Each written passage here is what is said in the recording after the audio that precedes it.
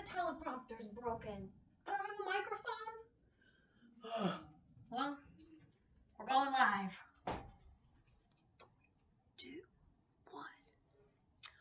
Hello, and welcome to your source for news and past connection, United States of Amnesia News Network. I'm reporting, and I'm your host, Taryn Judah. In this year of 2022, it appears that continuing tradition of exploiting railroad workers continues on. Right now, employees from the largest freight railroads are fighting for the right to sick leave. Some reports even indicate that employees are being punished for taking sick time due to emergencies, as well as continued poor wages. Even after working through a global pandemic, these workers are tired and ready to strike for their working conditions. The businesses would rather halt major lines of transportation and impact the economy heavily than agree to better working terms. Ooh.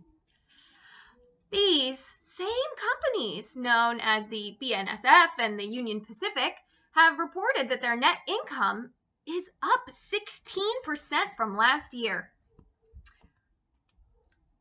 And with a reported $6 billion per company in profits, you'd think with all that profit that they'd want to share the earnings with the people who helped them earn it.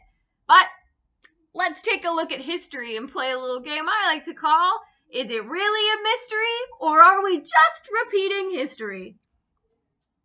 100 years ago, the largest strike in railroad history took place, literally 100 years ago to this date, with 400,000 men striking against a 12% pay cut and blatant safety violations. In the era of the Great Depression, that wage cut would have been especially brutalizing to these people's livelihoods. This strike was met with direct violence when there wasn't a solution that the company owners preferred. They preferred to keep the profits for themselves and instead of rewarding their workers. The companies even went so far as to hire a group of gunmen to break up the strike point of 20,000 men, and some were even killed. Eventually, after the railroad workers were effectively beaten,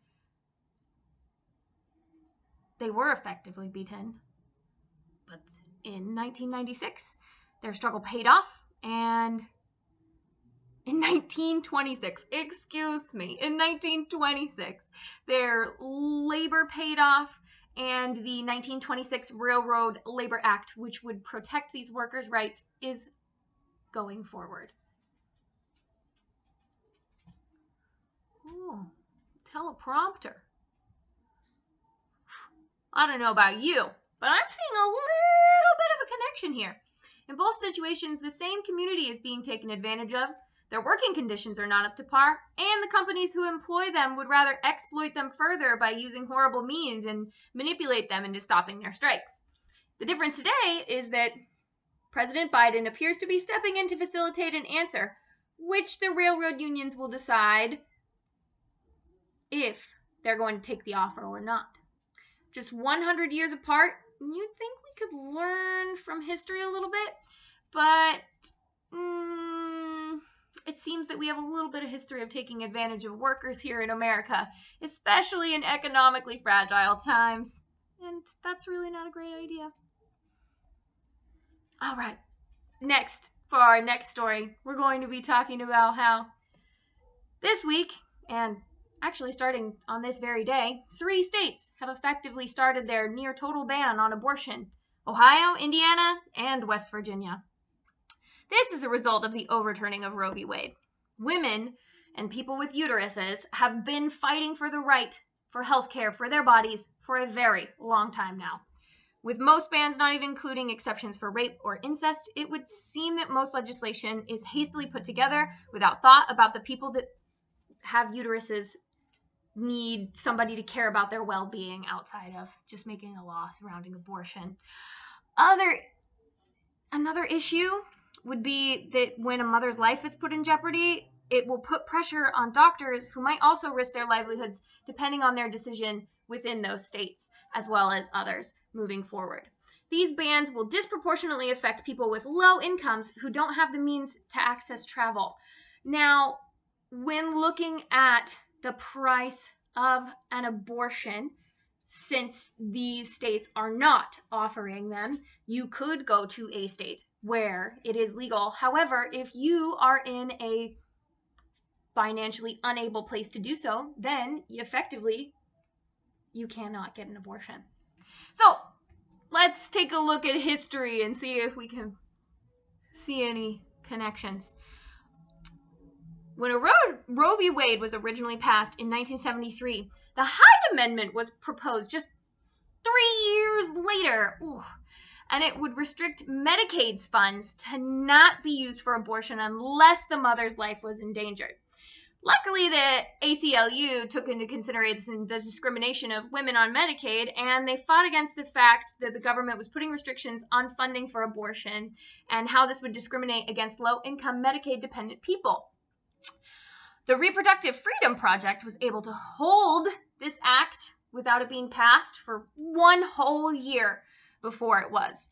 And then the Hyde Amendment has since been reenacted every year. However, they did add addendums. Unlike the states now, they added addendums for rape, incest, and people who were going to give birth who would not survive. So, effectively, just making a little connection here, the abortion bans today look a lot like the controls first put in Roe v. Wade, except that even in the past, there was more consideration for peoples whose lives were potentially endangered. So, while I think the overturning of Roe v. Wade is a huge setback for equality, history does show that this battle is still an ongoing and full-on progress that is full of setbacks. So, hopefully, social workers can get in there and make a bit of effective change for people who need healthcare, people with issues in their employment as well. Thank you very much. And signing off will be my coworker, Zaboomaluma. Thanks for listening. Come back next time for another